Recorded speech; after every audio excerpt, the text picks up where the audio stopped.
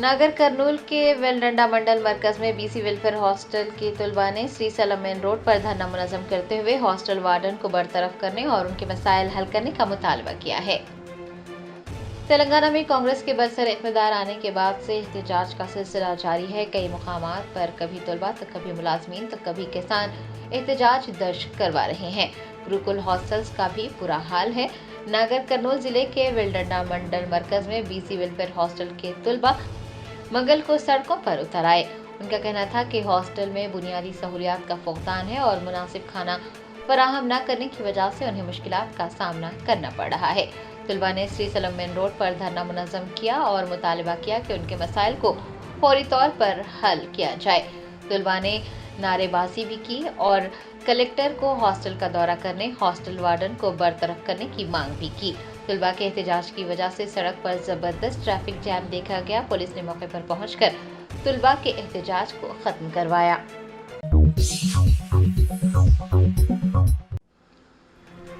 Senior सहाफ़ी वाजिदुल्लाह खान को सहाफ़ती शोबे में उनकी शानदार खिदमात के एतराफ़ में सितारे सहाफ़त अवार्ड से नवाजा गया है। मौलाना आज़ाद नेशनल उर्दू यूनिवर्सिटी के यौम आज़ाद की इख्तितामी तकरीब में सीनियर सहाफ़ी वाजिदुल्लाह खान को सहाफ़ती शोबे में उनकी शानदार खिदमात के एतराफ़ में सितारे सहाफ़त अवार्ड से नवाजा गया। Vice chancellor professor Ainul Hasan ने इस मौके पर वाजिदुल्लाह खान को यादगारी मोमेंटो और एजाज़ी सर्टिफिकेट पेश करते हुए उनकी शाल पोशी की, जो कि वाजिदुल्लाह खान की मेहनत और लगन का मजहर है। इस अवार्ड के जरिए न सिर्फ उनकी सहाफ़ती खिदमात बल्कि उर्दू ज़बान व अदब के फ़रोग़ के हवाले से उनकी सकाफ़ती और लिसानी खिदमात का इतराफ़ भी किया गया है।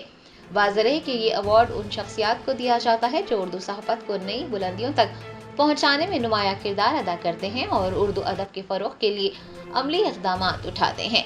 आपको ये भी बता दें कि वाजिदुल्लाह खान का शुमार रोज़नामा एतमाद के सीनियर सब एडिटर में होता है और वो अखबार के आगाज़ से ही उससे वाबस्ता हैं। अलावांजी वो UNI उर्दू के भी तेलंगाना के नुमाइंदे हैं।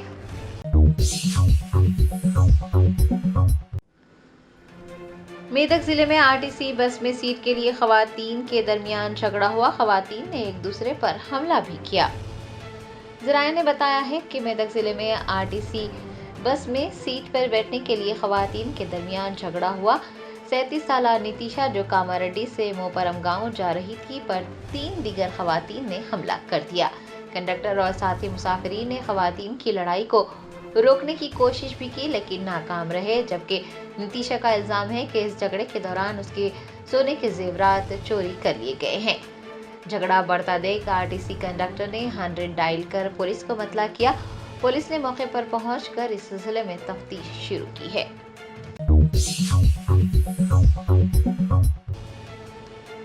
तेलंगाना की वज़ीर आला रेवंत रेड्डी ने कहा कि वो रियासत के मुसलमानों से नाराज है क्योंकि 119 असेंबली हलकों में किसी एक हलके से मुसलमानों ने मुत्तहिद होकर कांग्रेस के उम्मीदवार को कामयाबी नहीं दिलाई है। कौमी यौम तालीम और यौम अखलाकी बहबूद के मौके पर हैदराबाद के रविंद्र भारती में तकरीब का इनेकाद हुआ। वज़ीर आला रेवंत रेड्डी ने तकरीब से खिताब करते हुए कहा कि अक़लियतों को खुसूसी तवज्जो दी जा रही है। हुकूमत अक़लियतों की फलाह व बहबूद के लिए कोशां है। एक जानिब वज़ीर आला ने इस बात का एतराफ़ किया है कि मुसलमानों ने कांग्रेस को इक़्तिदार पर लाने में कलीदी किरदार अदा किया है, वहीं दूसरी जानिब गुज़िश्ता असेंबली इंतख़ाबात में पार्टी के मुस्लिम उम्मीदवारों को मैदान में उतारने के बावजूद उन्हें कामयाब न करने पर उन्होंने नाराज़गी का भी इजहार किया और कहा कि मुसलमानों की जानिब से एक भी मुस्लिम रुकने असेंबली को मुंतखब न करने के बावजूद उन्होंने 8 कॉरपोरेशन के मुस्लिम सदरनशीन की नामजदगी के जरिए मुसलमानों को उनका हिस्सा पहुंचाया है। वज़ीर आला के मुताबिक मुसलमानों ने कांग्रेस के एक भी मुस्लिम उम्मीदवार को कामयाब नहीं किया, जिसके नतीजे में अक़लियतों को वज़ीर बनाने का मौका नहीं मिला।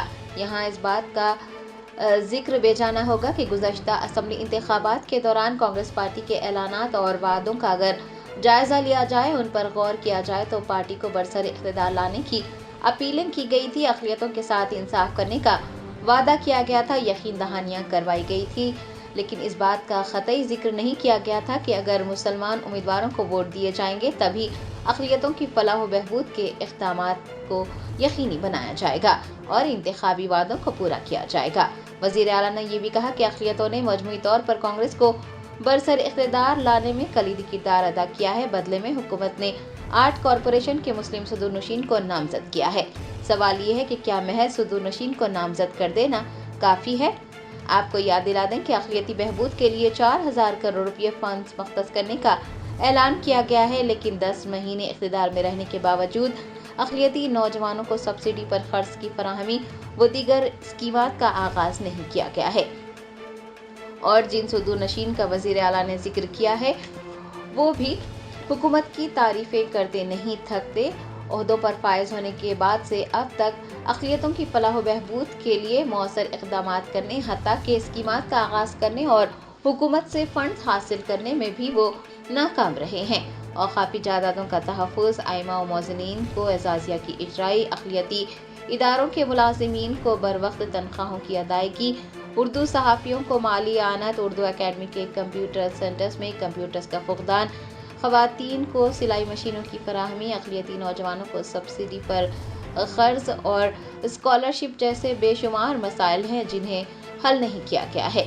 मोदी परिवार को नफरत फैलाने पर तनकीद का निशाना बनाने वाले वज़ीर आला रेवंत रेड्डी तेलंगाना में फ़िरक़ा वाराना हम आहंगी बरकरार रखने में नाकाम हो गए हैं। शरपसंदों की मुनहदिम करदा 200 साल पुरानी कुतुबशाही मस्जिद की दोबारा तामीर, जेनूर फसाद के मुल्ज़िमीन को हिरासत में लेने और फसाद मुतासरीन की मदद करने में भी और अक़लियतों के तहफ़्फ़ुज़ में भी रियासती हुकूमत नाकाम हो गई है। तेलंगाना हुकूमत के मुशीर मोहम्मद अली शब्बीर, जो कि वयासार की जानिब से अक़लियतों को दिए गए 4% तहफ़्फ़ुज़ात का बार बार जिक्र करते रहते हैं, हुकूमत के मुशीर मुक़र्रर होने के बावजूद अक़लियतों की नुमाइंदगी नहीं कर पा रहे हैं, हत्ता के 4% तहफ़्फ़ुज़ात की फराहमी में भी नाकाम हो गए हैं। मौका मिलते ही हुकूमत की तारीफों के पुल बांधने वाले मोहम्मद अली शब्बीर मस्जिद की शहादत, जेनूर फसाद, मुसलमानों के साथ हो रही नाइंसाफ़ियों पर लबकुशाई नहीं कर पा रहे हैं। मोहम्मद अली शब्बीर के मुताबिक 11,062 असातिज़ा के तक़र्रुर को यकीनी बनाया गया है, जिनमें से 722 मुस्लिम असातिज़ा हैं, जबकि रविंद्र भारती में वज़ीर आला की तकरीर के दौरान DSE 2024 के उर्दू मीडियम के उम्मीदवारों को रोस्टर सिस्टम के तहत महफूज जायदादों को आम ज़ुमरे में तब्दील करने का मुतालबा करते हुए और प्लाकार्ड्स थामे एहतजाज करते देखा गया। कॉरपोरेशन के सुदूर नशीन ने भी तकरीब से खिताब करते हुए ये बताने की कोशिश की है कि हुकूमत वाक़ई अक़लियतों की फलाह व बहबूद के लिए संजीदा है और बजट भी जारी कर दिया गया है। अगर वाक़ई हुकूमत संजीदा होती तो जिस बजट का ऐलान किया गया था उसके तहत रकम की इजराई भी अमल में लाई जाती। और सुदूर नशीन के मुताबिक अगर वाक़ई बजट जारी कर दिया गया है तो फिर उन्होंने अभी तक स्कीमात का आगाज़ क्यों नहीं किया है? सब्सिडी पर क़र्ज़ क्यों फराहम नहीं किए जा रहे हैं?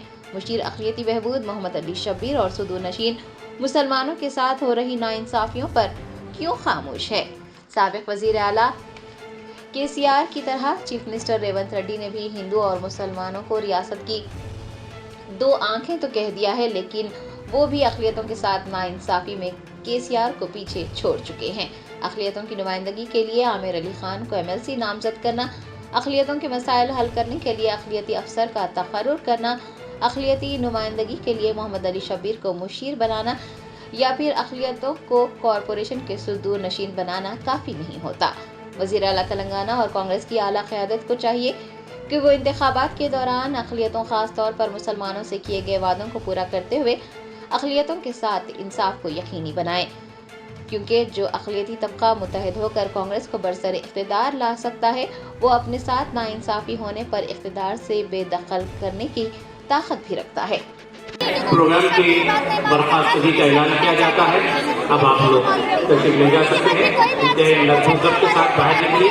सब हमारे लोग हैं, सब हम ही लोग। बाबू सलमान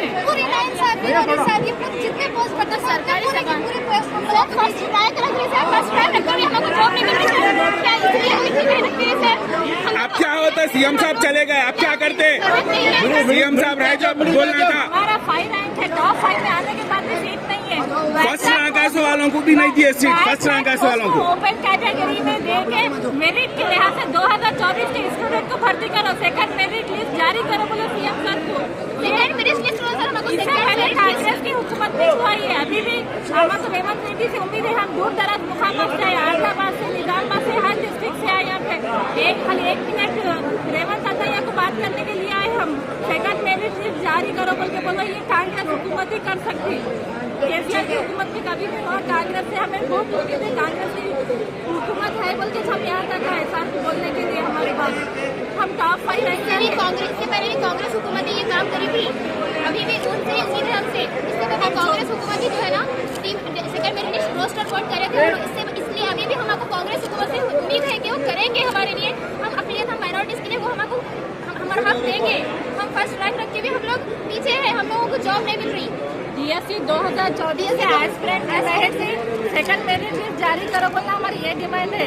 नया DSC हमको नहीं चाहिए, हमें नो स्पेशल DSC, नो नया DSC। स्पेशल DSC आप लोग नहीं चाहिए, जो पुराना है वही। 2024 के एस्पिरेंट के जरिए मेरिट लिस्ट से सेकंड मेरिट लिस्ट जारी करो।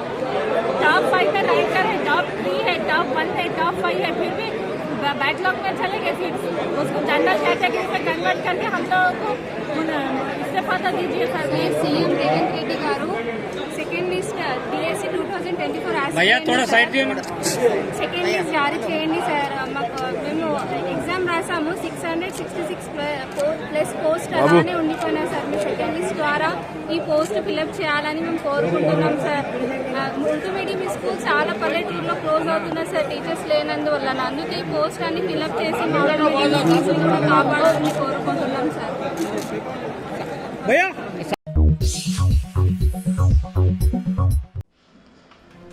हैदराबाद के पुराने शहर में एक शख्स ने अपनी अहलिया का बेदर्दी से कत्ल करने के बाद नाश को आग लगा दी। तफसीलात के मुताबिक बंडलागोड़ा पुलिस स्टेशन हदूद के हाशमाबाद इलाके में एक बहिमाना कत्ल की वारदात पेश आई है। 28 साल फैज कुरैशी ने अपनी अहलिया खमर बेगम का कत्ल कर दिया। बताया गया है कि 5 साल कबल फैज कुरैशी की शादी खमर बेगम से हुई थी और जोड़े को 2 बच्चे भी हैं। दोनों के दरमियान अक्सर मामूली बातों पर झगड़ा हुआ करता था। गुज़िश्ता रात भी किसी मामूली बात पर दोनों ने झगड़ा किया और फिर मुश्तइल फैज कुरैशी ने अपनी बीवी का कत्ल करने के बाद नाश को आग लगा दी और कत्ल की इस वारदात को हादसे के तौर पर पेश करने की कोशिश की। इस वारदात का इल्म होने पर बंडलागोड़ा पुलिस के एहलकार मौके पर पहुंच गए। उन्होंने फैज कुरैशी के खिलाफ एक मुकदमा दर्ज किया है और मसरूफ़ तहकीक़ात है। अस्सलाम वालेकुम भाई, हमारे बहन के साथ ये आशमाबाद पे हमारे बहन को हमारे भौने साहब और भौने की वालदा दोनों मिलके मार दिए, जला दिए, गला काट के जला दिए। हमारे को इंसाफ होने का है। वजूहत कुछ भी नहीं है। हमारे घर पे थे, हमारे बहन घर पे से दोपहर में 1:30 बजे के टाइम पे उनके घर पे हमारे उबैद भाई लाके छोड़े थे। उबैद भाई लाके छोड़ने के बाद करने के बाद और शाम में 1 बजे मेरे को फोन आया तो बोले ऐसा घर को आँच लग गई बोल के बोले, तो खाली घर के अंदर एक कमरे को आँच लगा दिया। आँच लगा के मार दे के पूरे बाहर निकल के ठहरे हुए थे। हस्बैंड वाइफ में कुछ झगड़ा था? कुछ भी झगड़ा नहीं था, पहले था वो खत्म होगा बोल के बात करके हमारे तायात से खत्म हो गया था, छोड़ दिए। क्या टाइम पे हुआ ये? तो ये आज हमारे रात में 1 बजे फोन आया तो हम ना उठ के आगे गए थे तो हमारे बहन को मार के जला दिए, आँच लगा दी घर को। मोहम्मद फैज कुरैशी उसका नाम। आपके बहन का? कमर बेगम है मेरा, उनकी उम्र है 22। बहन भाई क्या काम करते? बहन वही जो बोले वो कर रहे थे, ऑटो वगैरह चला रहे थे, बावर्ची का काम करता हूँ बोल रहे थे। शादी होकर कितने साल हुआ? शादी होके साहब देखिए 5 साल पहले हुई थी शादी, 4-5 साल पहले। हाँ, 2 बच्चे, 1 बच्ची 1 बच्चा है। उनका इंसाफ होने का है। कुछ तो वजह थी होंगी, तब कुछ जो इक़दाम उठाया वो लोग। नहीं, कुछ भी वजह नहीं थी। हमारे बहन हमारे घर पे थे, घर पे से हमारे उबैद भाई लाके छोड़ने के बाद टाइम थे और एक बच्ची का चक्कर था, वो तायमी और दोनों मिलके कर रहे सो था। वो जो भी कर रहे हैं, कौन? सालिहा बेगम उनका नाम है। उन्होंने हाँ बहन के साथ है सालिहा बेगम। उन्होंने जो बच्चे को भी बढ़ावा दिए आगे करने का, उन्हें जो इतनी हिम्मत हुई उसकी, ये उन्हें करा। हमारे सालिहा बेगम का काम है। आपके बहन भाई कुछ नशे के आदी थे क्या? नहीं, नशा तो नहीं मालूम साहब, अपने को अच्छे थे। उन्हें करने के काम कर दिया, अच्छा था। आज ये काम कर दिया। पहले कुछ पुलिस कंप्लेंट वगैरह कुछ हुई थी? इससे पहले हुई थी, सब कॉम्प्रोमाइज हो गया था पूरा। दूसरी औरत का जो चक्कर बोल रहे हैं उसकी वजह जी हाँ, उसकी वजह होंगी, अल्लाह बेहतर जानते हैं, हमारे को नहीं मालूम था। सामने बात आई थी ये शादी करने का, ऐसा कुछ? हाँ आई थी, बात आई थी। एतराज करे होंगे? एतराज तो करे भाई। तो ये मामले को लेकर कुछ बहस लड़ाई हुई थी लोगों की? जी हाँ हुई थी सब। आप लोग को नहीं मालूम हुई थी। मतलब उनका इरादा था दूसरी शादी करने का, इस बात पे बहस हुई थी? जी हाँ। आपके घर पे कितना टाइम थे उन्होंने जो लेके आ गए? कोई उबैद भाई छोड़े हो रहे हैं आप? हमारे घर पे एक हफ्ता थे उन्होंने। एक हफ्ता? तो वहाँ से आए थे, लड़ाई झगड़ा होके आए थे? लड़ाई झगड़ा कुछ भी नहीं हुआ था, आए थे उन्होंने, अब बच्चों का स्कूल है बोल के जाती हूँ बोल के गए थे, तो नको बोल के उनके सास बोले कल आओ बोल के बोले। अभी आप लोग पुलिस स्टेशन में कंप्लेंट करें? जी हाँ, पुलिस स्टेशन में कंप्लेंट करें, ये चीज का इंसाफ होना है हमारे को। कौन से पुलिस स्टेशन में करे कंप्लेंट? ये बल्लागुड़ा पुलिस स्टेशन में करे सो है। इससे पहले भी आप लोग एपीएस में कंप्लेंट? हाँ, इससे पहले भी एपीएस में करे सो है। उस कंप्लेंट को कितना वक्त गुजर गया? तकरीबन 1-1.5 साल हो गया साहब।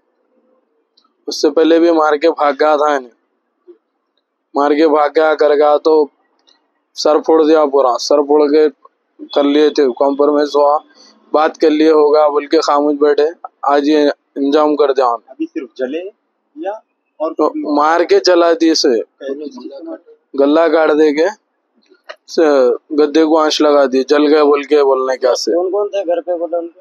सालिहा बेगम थे और उनके बहन भाई साहब थे, गौस कुरैशी बोल गया उनके बहन।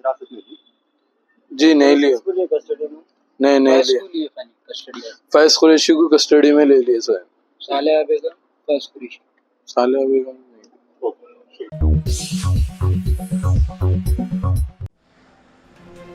विकाराबाद जिला कलेक्टर प्रतीक जैन और मुलाजमीन पर हमले के खिलाफ नागर कर्नूल जिला कलेक्ट्रेट के सामने मुलाजमीन ने सिया बैचेस लगाकर एहतजाज किया और हमलावरों के खिलाफ सख्त कार्रवाई की मांग की।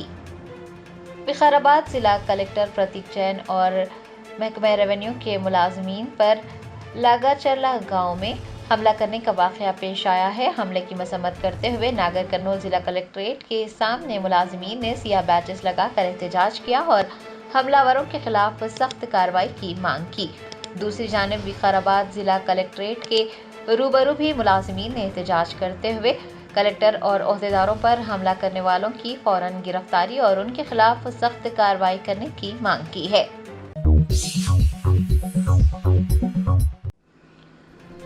लोकसभा में कायद हिज़्ब इख्तिलाफ राहुल गांधी ने महाराष्ट्र के बुल्ढाना जिले में मुनक़िद इंतखाबी रैली में शिरकत न करने पर एक वीडियो पैगाम में माफी मांगी है।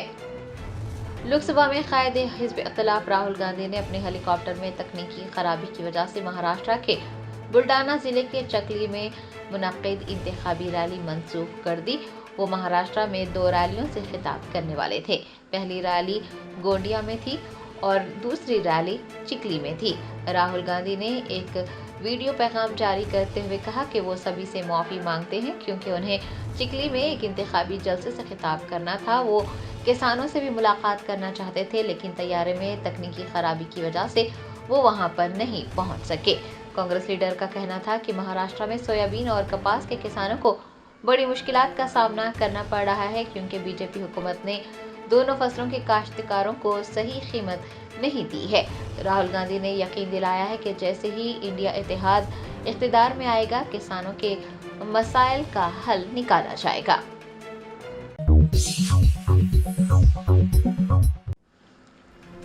बीआरएस रहनुमा हरीश राव का कहना है कि तेलंगाना के लोगों ने कांग्रेस के इख्तिदार में आने के बाद से बहुत कुछ खोया है और अवाम ने क्या क्या खोया है वो ये बताने के लिए तैयार हैं।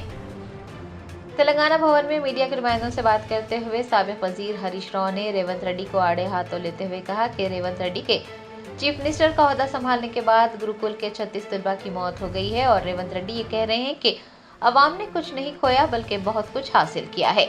हरीश राव का कहना है कि वो ये बताने के लिए तैयार हैं कि तेलंगाना के लोगों ने क्या खोया है और चीफ मिनिस्टर को ये बताना चाहिए कि लोगों ने क्या पाया है। उन्होंने कहा कि ज़राअत, फलाही शोबे, बिजली की फराहमी, आबपाशी के शोबे, पीने के पानी की फराहमी, तालीम, सेहत और कर्ज जैसे कई अहम मसाइल हैं जिन पर वो बहस करने के लिए तैयार हैं। उन्होंने पूछा है कि चीफ मिनिस्टर रेवंत रेड्डी कब और कहां बहस करना चाहते हैं, वो वक्त का तयन कर ले। वो इन तमाम मौज़ूआत पर बहस करने के लिए मुकम्मल तौर से तैयार हैं।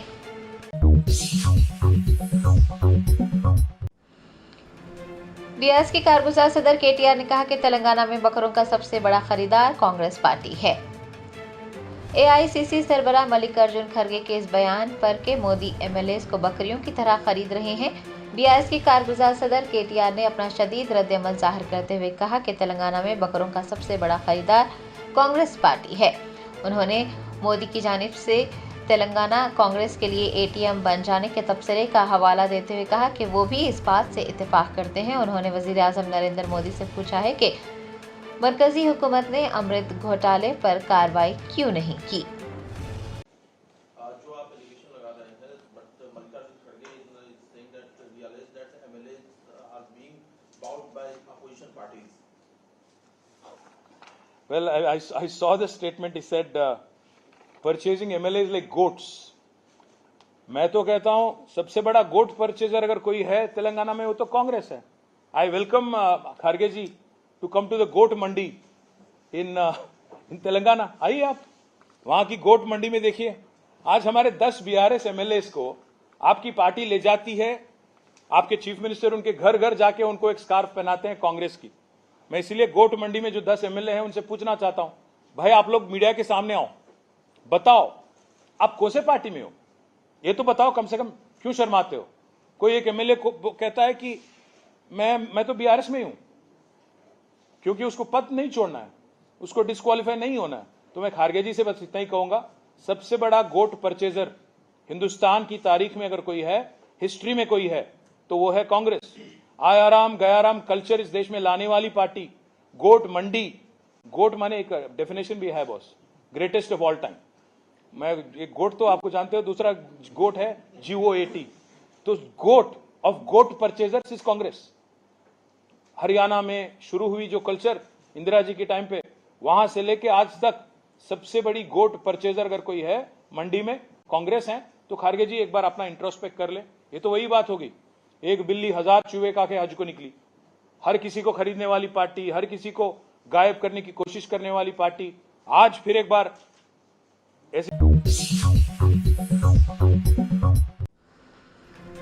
सुप्रीम कोर्ट ने हीरा गोल्ड मामले में जायदादों को नीलाम करने और नोहेरा शेख को रकम जमा करवाने का हुक्म जारी किया है।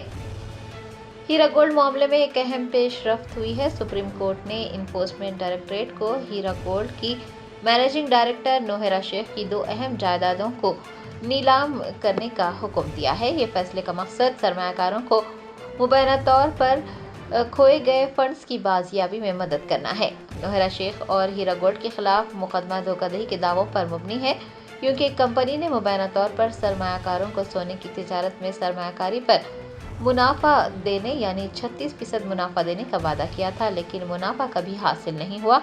बजाय इसके सरमायाकारों के फंड्स का मुबैना तौर पर गलत इस्तेमाल किया गया है। शिकायतें बढ़ने के बाद मुख्तलिफ रियासतों में मुतादिद FIR दर्ज करवाई गई, जिसके नतीजे में हीरा गोल्ड के ऑपरेशंस की कानूनी जांच जारी है। अदालत के हालिया फैसले में ED को नोहेरा शेख की 2 जायदादों को नीलाम करने का इख्तियार दिया गया है, जिनमें नीना टावर्स भी शामिल हैं। इस नीलामी का मकसद अगले 3 माह के अंदर तकरीबन 25 करोड़ रुपये की वसूली और ED के पास रकम जमा करवाना है, जिसका बुनियादी मकसद नुकसान का सामना करने वाले सरमायाकारों को रकम वापस करना है।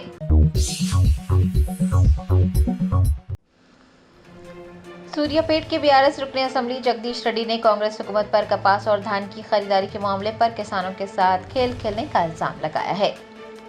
साबिक वजीर जगदीश रेड्डी ने तेलंगाना भवन में मीडिया से बात करते हुए कहा कि कांग्रेस हुकूमत कपास और धान की खरीदारी के मामले पर किसानों के साथ खेल रही है और चीफ मिनिस्टर रेवंत रेड्डी ये ड्रामा कर रहे हैं, जैसा कि वो तमाम मसाइल का जायजा ले रहे हैं। उनका इल्ज़ाम है कि किसानों से खरीदारी किए बगैर दरमियानी अफराद और मिल मालिकान के भरोसे उन्हें छोड़ दिया गया है और करोड़ों रुपये का घोटाला किया जा रहा है। जगदीश रेड्डी ने कहा कि वुज़रा ने दरमियानी अफराद और मिल मालिकान के साथ मिली भगत की है। जगदीश रेड्डी ने बताया कि नलगुंडा जिला के एक वजीर ने ओहदेदारों को किसानों से धान न खरीदने की धमकी दी है और दरमियानी अफराद की मिलीभगत से सैकड़ों करोड़ रुपए जमा कर लिए गए हैं। जगदीश रेड्डी ने वाज़ेह किया है कि भारत राष्ट्रीय समिति की जानिब से कोडंगल हल्के में ओहदेदारों को रोकने की कॉल नहीं दी गई थी। उनका कहना है कि लोग ये बखूबी जानते हैं कि चीफ मिनिस्टर रेवंत रेड्डी 25 मरतबा दिल्ली का दौरा कर चुके हैं, जबकि BIS के कारगुजार सदर KTR ने कांग्रेस और बीजेपी को बेनकाब करने के लिए दिल्ली का दौरा किया था।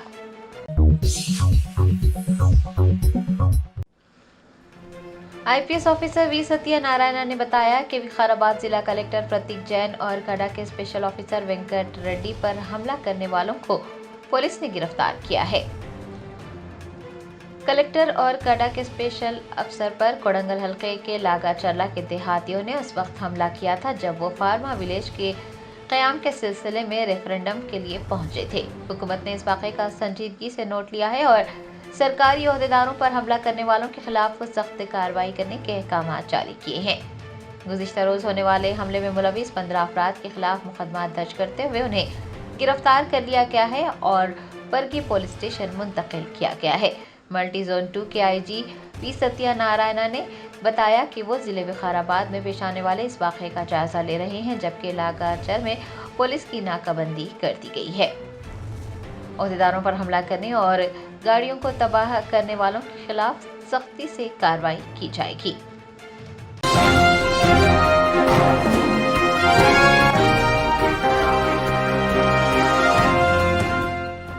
Germanton super speciality hospital national award winner doctor Mir Jawad Zar Khan, German trained senior orthopaedic surgeon and director, माहिर डॉक्टर्स डॉक्टर वासिफ आजम और doctor Bharvi Chanduri, senior cardiologist और दीगर डॉक्टर्स नुमाया खिदमत अंजाम दे रहे हैं। Robotic surgery, advance cath lab, MRI, operation theatre, ICU, 2D ultrasound जैसी सहूलियात से आरास्ता कॉर्पोरेट लेवल हॉस्पिटल। वाजबी फीस में हर मर्ज से शिफायाबी के लिए Germanton super speciality hospital, Attapur.